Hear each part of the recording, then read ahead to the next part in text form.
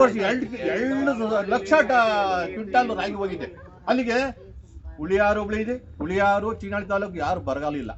Huliyar ಹೋಬಳಿಲಿ 2 quintal ರಾಗಿ ಹೋಗಿದೆ.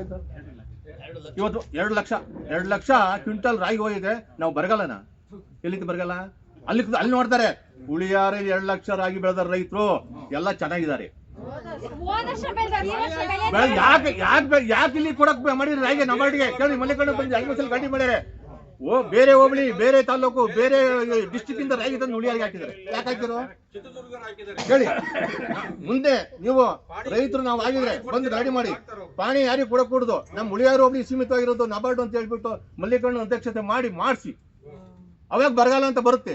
ಈಗ 2 lakh quintal ರಾಗಿ ಕೊಟ್ಬಿಟ್ಟು ನೀವು ಬರಗಾಲ ಅಂತ ಯಾರು ಕೊಡ್ತಾರೆ ಅಲ್ವೇ ಸರ್?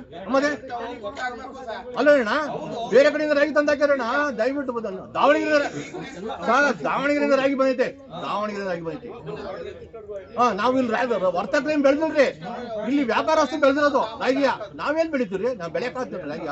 ಅವ್ರು ವರ್ತಕರು ಬೆಳೆದಾರೆ, ಹೊಲಗಳಿಗೆ ಹೋಗಿ ಬ್ಯಾಸೆ ಹಿಡ್ಕೊಂಡು ಬಿತ್ತಿ ಮುತ್ತಿ ಬೆಳೆದಿದ್ದಾರೆ. ಅವ್ರು ಬೆಳೆದಿರೋದು, ನಾವು ಬೆಳೆದಿಲ್ಲ.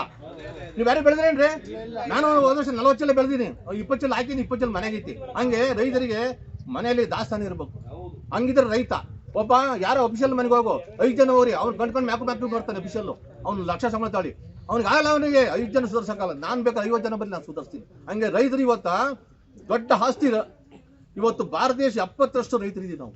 ಅದನ್ನ ಸರ್ಕಾರ ಅರಿವಿಲ್ಲ. ಕೇಂದ್ರ ಸರ್ಕಾರ ಮಾಡ್ತು ಗೊಬ್ಬರ ಎಷ್ಟು ಮಾಡ್ತು? ಯೂರಿಯಾ 300 ರೂಪಾಯಿ ಇರೋದ 3ರಷ್ಟು ಮಾಡೈತೆ. ಇವತ್ತು 2450 ರೂಪಾಯಿ ಕೊಟ್ರೆ ಒಂದು 20 ಕೊಡ್ತಾನೆ, ಒಂದು ಯೂರಿಯಾ ಕೊಡ್ತಾನೆ. ಅದು ಹೆಬ್ಬೆಟ್ ಇಕ್ಬೇಕು. ಹೆಬ್ಬೆಟ್ಟಿಲ್ಲ ಅವ್ರಿಗೆ ಇಲ್ವೇ ಅಲ್ಲ. ಅದು ಯಾಕೆ ಮಾಡಿರೋ? ಅದು ಯಾರು ಕೇಳ್ತಾರೆ? ಯಾರು ಕೇಳಿದ್ರೇನ್ರಿ?